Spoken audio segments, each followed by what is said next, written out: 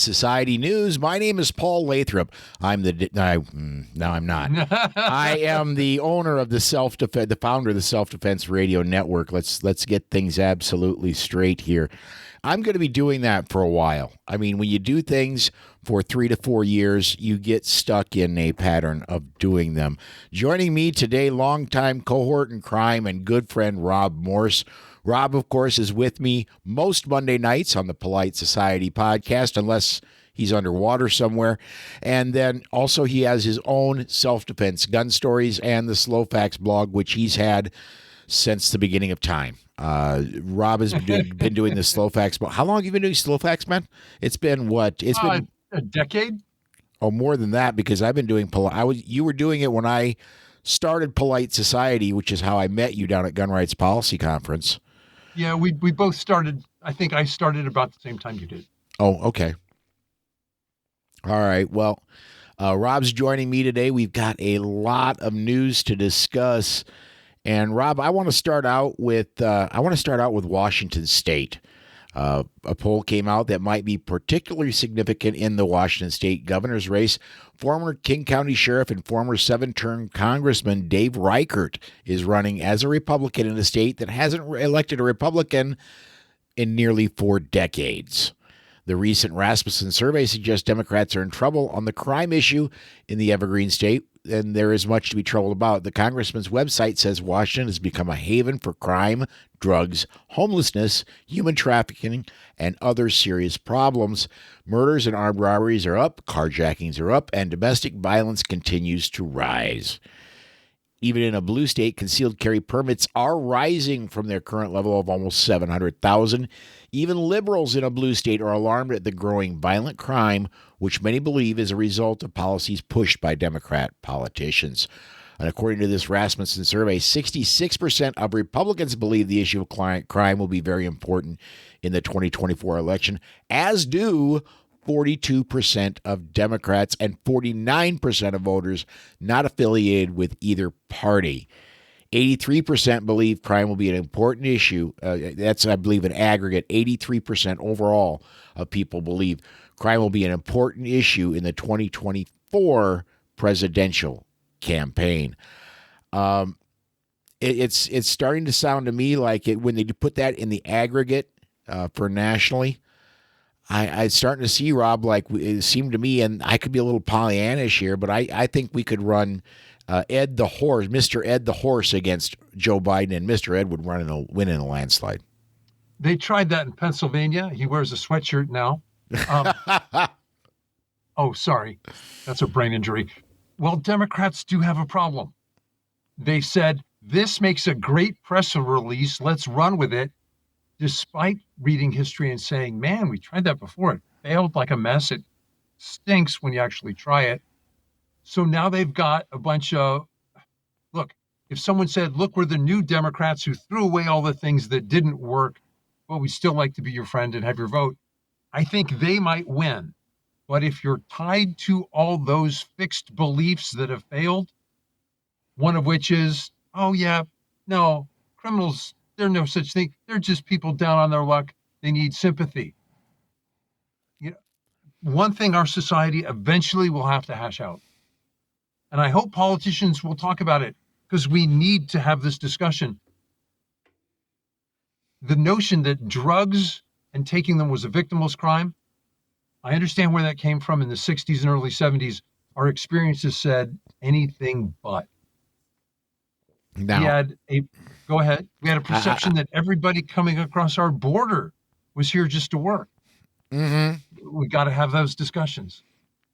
I'm going to say on the drugs front, now that my muzzle is off, on the drugs front, I'm going to say this. There is a gradient in drugs. Marijuana, I equate very much with beer. I don't see a lot of heavy crime coming from marijuana. It could I be wrong? Certainly, but drugs like meth, like heroin, like fentanyl. No. Yeah, that's a whole different story. I'm a libertarian. I very much believe that you have the right to do whatever we want to your body as long as it does not affect me. Problem is, so many people when they do take drugs, it does affect me. Right. So in the land of theory, I'm with you. As a foster parent who almost all my foster kids had their parents had messed up their lives to some degree or other with drugs. In many cases, there may have been an underlying mental health problem and the drugs just made it worse. Sure. Where, Yeah. where do we want to go? Self-medication rarely works. Yeah. Let's do Illinois next. Do you want to read that one, bud? Of course I do. Despite the quote, kind invitation by the Illinois State Police to gun owners, if you owned a semi automatic rifle, it's going to become illegal on January 1. To register them, scarcely 4,600 people out of more than 2.4 million holding a FOID card have accepted that polite invitation to register. The bill, which Governor J.G. Pritzker eagerly signed into law in January, was immediately challenged. Lots of people did it, including gun owners, gun dealers, and pro Second Amendment political action groups. The bill bans the possession of more than 170 different types of semi automatic weapons. It provides a legacy loophole. Yeah, that's illegal if I bought one tomorrow, but today I can just register it. And most of us said no. That loophole for registration opened October 1. Let's see. Yikes, in the last 25 days, 3,000 gun registration have been received. Another 1,600 so-called accessories were registered. That's again out of a total of 2.4 million gun owners holding ID cards. That's a lot higher than I thought it was going to be. That's a lot. 1,600? The 1,600 accessories and the 3,000 guns are both a lot higher than I thought it would be. I honestly thought this was going to be New Jersey number 2, where the New Jersey said, "Look, you can keep your bump stocks. You just need to register your bump stocks," and they got a total of 0. All right. All right. Yeah. The and way this law, okay, they cannot, and they know they cannot ban a complete class of arms. So we didn't ban all ARs, just these ones that are named, because they're extra special, dangerous. What the heck? Except there were, a real bucket full of them. What did they say? 170? Yeah. Yeah. Basically, any rifle that is semi-automatic is now illegal in Illinois, or will be as of January 1. Crazy, crazy, crazy. And what's so frustrating is we've had judges who clearly said that violates the Constitution. You can't do that. It's enjoined. And then, is it the Seventh Circuit in Illinois? I think so. Or a 3-judge panel would say, so you're violating their rights. That's fine. Yeah, And the Supreme Court has decided not to intervene in those cases. Warsaw Patriot has a comment I want to get up. He says, "Rob, they banned every semi-automatic rifle you can think of." Yep. That's why I don't live in Illinois. Another good reason not to live in Illinois. Yeah. And this is going through these lawsuits. There are at least 3 of them that are backed by major gun rights organizations. There's one on the state level that is going to be going before the state Supreme Court. The chances of it there, almost none. There are 2 in the federal system, and they're both in front of the Seventh Circuit now. I very much expect the Seventh Circuit to maybe do the same thing the state Supreme Court did, but I take heart in that there's a similar challenge in California and one in Maryland. And there's going to be a circuit split somewhere where somebody's going to declare that you cannot ban semi-automatic rifles. Somebody's going to declare you can. And then the Supreme Court will be strongly encouraged to take it, and they will. So now we have a split in the sense, Judge Benitez, this was the second. It hasn't, and I would assume it's been appealed already. Late last week, Judge Benitez, in his second group of rulings, said, yeah, that assault weapon ban, no go. I think his earlier ruling on mags And he said it in the second ruling. It goes, if this methodology sounds really familiar, you're right. I It's been appealed. I don't know that the so-called en banc in the ninth has overturned Benitez's stay on assault weapons. Now, here's what's interesting. Talking about losing small, I think that Benitez's ruling actually applies in Washington State and Oregon. It does.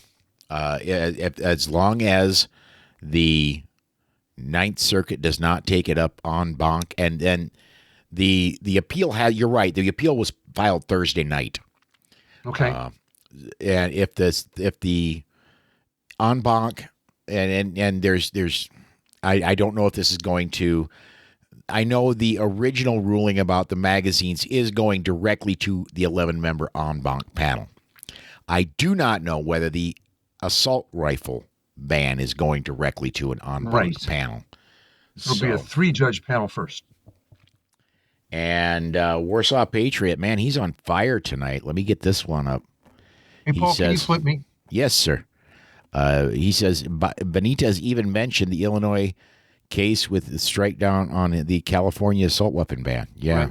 Right. And watch Rob closely as, boom, he now looks the correct direction. That way, when I'm looking this way, it looked right. Okay. Thank you, sir. Yes, sir. All right. Now, I'm going to go ahead and we're going to jump off to our next story. And I'll talk about this one. El Paso, Texas has organized a cheap gun opportunity for Saturday, October 28th. That's, by the way, this coming Saturday. The event is expected to be memorable because of the amount of money available and the short time allotted to expend the funds. This is from KVIA.com. County commissioners unanimously voted to use $300,000 of the American Rescue Plan Act funds to establish the new program. With the funds, they will purchase gift cards to give to those who voluntarily turn in guns at their events. The flurry of gun turn-in events, called buyback in Orwellian word choice, is fueled by the $1.3 trillion boondoggle of the American Rescue Plan, the destructive politics that are causing food, fuel, and housing prices to skyrocket is being used for these propaganda projects. The American Rescue Plan is a direct cause of inflation, and of the $300,000 allotted to this program, $120,000 or 40% will be used for advertising the event and staff, according to KVIA.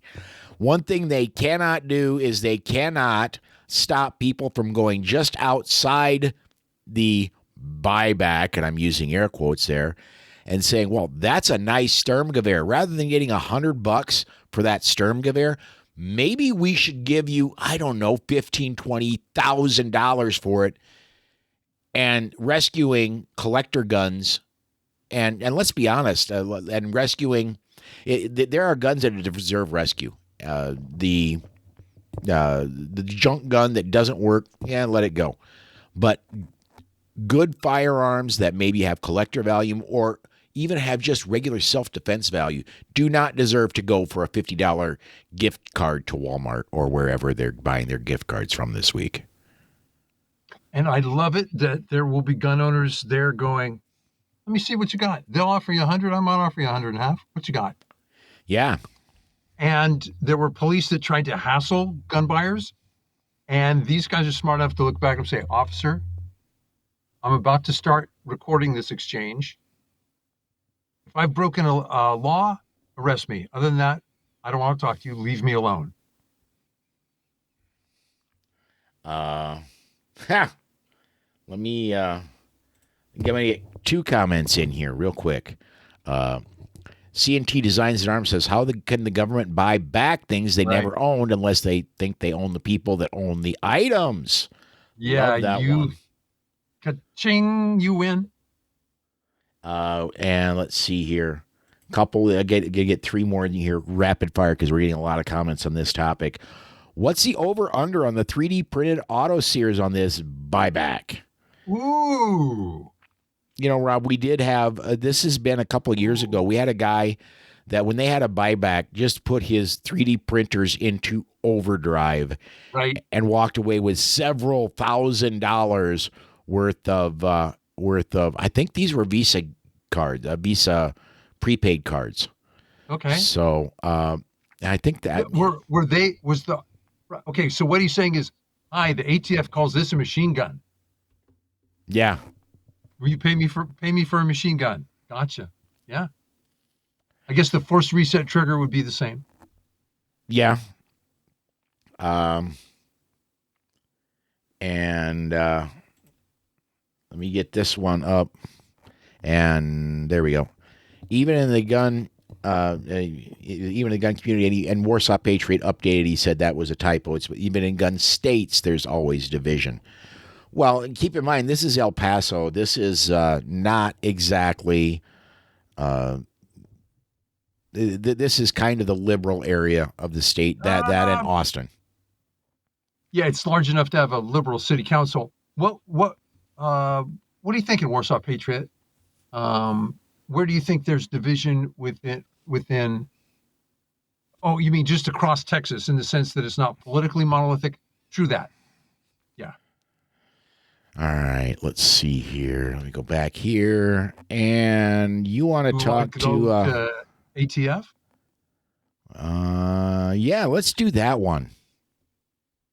You might remember back in 2011, it was we didn't break the story, but we were right behind it. David Kodria, Mike Vanderbilt were on it big time. They reported that the Obama Biden administration was deliberately selling automatic rifles to Mexican drug gangs. It started in 2010, reported in 2011, and at least 300 rifles had crossed the border. The State Department, the FBI, the BATFE, they were all implicated in the dirty deals. Some of these government agents were actually pushed overseas so they wouldn't be available to report to Congress when they were subpoenaed. Now it looks like ATF agents have again been helping transport guns to Mexican criminals. That was happening as late as 2017. Wow, talking about not taking no. This time there were US ATF agents in Mexico that were selling gun parts to black market on the Mexican black market for cash under the table. Wow. And Wow, that's crooked. if you all remember your calendars, 2017, there was a president named Trump in the Oval Office. Now, it was early in his term, but I think this is, how do I put this? Trump ran on cleaning out the swamp, and that is a humongous endeavor to clean out the swamp. Well, it would help if some government employees went to jail. Yes. Well, and again, the muzzle's off. So it would start by going with Eric Holder, Yes. who was the brainchild behind Operation Fast and Furious and the Attorney General at the time. That man needs to be in prison for the rest of his natural life. I agree. For what he's done. Well, Yeah. it's a little bit like the guy who kills his parents and then claims to be an orphan. We ran guns to criminals, violence went up, and instead of saying, "Oh my," well, the intent was to say, "Oh my, violence went up. We need to regulate guns more heavily in the U.S." So it became a self-fulfilling prophecy. It was outed, but yet the media carried water for it anyway. Shame on the MSM. Yeah. So we go to New York City here. Real quick, I want to mention one. There were a few mainstream media outlets, most prominently Cheryl Atkinson, who at the time worked for CBS News. They had enough of her deciding that this is important, and they just got rid of her. But it did make minor ripples in mainstream media on a few networks. But yeah, let's talk about New York City's loss. What's Atkinson's Full Measure? That's her recent news outlet. She's independent now. Yes. Full Measure, look it up. A U.S. District Court judge has ruled that New York City's gun controls enacted after the city lost in the Bruin case, well, the new ones are unconstitutional as well. The city enacted laws designating large swaths of the Big Apple as, quote, sensitive places. It also gave city officials the right to turn down a permit application if the bureaucrat decided the applicant wasn't of, quote, good moral character. That subjective bias is exactly why the city lost at the Supreme Court level the last time. I'm not a lawyer. I picked up on that. The city ignored it. U.S. Judge John P. Cornyn wrote in his opinion, quote, the challenged firearm licensing provisions land very close to the problematic May issue laws criticized in Bruin. They empower a city licensing official to decide not to issue a permit based on that official's discretionary assessment of, quote, good moral character and the vaguely defined term of good cause. Much like the proper cause inquiry that was invalidated in Bruin, permitting denial of a license based on a official's subjective assessment has the effect of preventing law-abiding citizens with ordinary self-defense needs from exercising their right to keep and bear arms. Close quote. Let's see, when did this come out? I want to double check when. That was yesterday. I bet it's been appealed already, Paul. I would be shocked if it hasn't been. Right. The look, the fact that you have to get a license at all to have a firearm is a violation of the Second Amendment. I don't believe you should have to have a license to carry it, let alone just to have one in your house, and that's where New York City is at. They're saying if you want to have a firearm in your house, you must first be licensed. And Right. This is a purchase permit. Let's see. Are there separate purchase and residency permits, or do those happen at the same time? Because I couldn't tell Bruin you. was about carry, and I think this is just about purchase. And we could go back to Heller and say that Heller had an impact on that. In that, Heller said you could not demand that a gun be disassembled and made inoperable inside your home. I would think this comes closer to Heller than it does to Bruin. Well, Heller was about gun bans. Okay. Bruin is about regulation of carry. So. Yeah. All right. Last one. And this one, ever since you discovered this one, not me. And I've been wanting to talk about this one. This is more rules for thee, but not for me. The aspiring Democrat politician, Democratic Governor Kathy Hochul of New York was spotted in Israel during a photo op. There she's seen wearing body armor. A sharp observer noted that New York Democrats signed a bill that outlawed civilians wearing body armor in her state. It is morally reprehensible that Hochul wear body armor for a publicity stunt while civilian volunteers standing guard outside a New York synagogue are there, in a windbreaker. By the way, Hochul also disarmed 19 and 20-year-olds who are now overseas fighting for Israel. This is absolutely, I am better than you. That's what this is. I am your better. I am more important than you. I get this. You don't. That's exactly what this is. And the answer is, oh, no, I'm not better. But if you disagree with rules for me, you take it up with the attorney general. Let's see what she says. Right. Here, I'll fight you with state money. You put up your own. Yeah, it's absolutely, Paul. The hypocrisy would be, what was it? If New York Democrats didn't have double standards, they wouldn't have any at all. Yes, absolutely. Yeah, and there was a story, I believe we talked about it last week on Polite Society. There is a unicorn in New York City politics. There is a Republican. Right. Yes. That's on the. Is he on the city council? I'm trying to remember. She. Yes, city council. And wow, I didn't know that Democrats would allow a Republican to get elected in the city. Maybe they didn't steal all the votes. She has her carry permit. She's Jewish. There's a protest outside pro-Israel, and a bunch of anti-gun, or I'm sorry, pro-Palestinians conduct a counter-protest. She's carrying, she didn't present her firearm. It became visible, and they go, "You're carrying at a protest." I'm like, well, wait a minute. I'm here and the protest comes. Which one of us comes first? Did Yeah. you cordon it off? Was it clearly marked? And again, it's the we'll take your gun, we'll take your permit, see you in court. You have to explain it to the judge. So I hope they she gets a fabulous attorney who says, wait a minute, this is precise when people are shouting to kill you, this is precisely when you need to carry. There is no requirement that any government official protect you, even under those even those extreme circumstances. Did I get wound up? Sorry about that. And you bring up a fantastic point, Rob. And warning, we're not over time yet, but this may put us over. So, if you're planning on ditching at the 30-minute mark, you hang on with us for a little bit.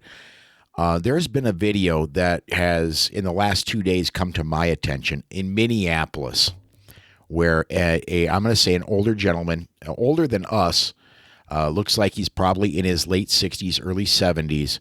Is driving, and he comes across this Palestinian protest, and they immediately start surrounding his car. They open up his door, they start reaching for him, and the guy does what any sensible person would do, but he does it much more gently than I do. He starts rolling his car forward, and eventually through this crowd of protesters, while they're beating on his car, he's able to get a clear line and accelerate away by a block or two, and eventually gets trapped again. But you make a great point.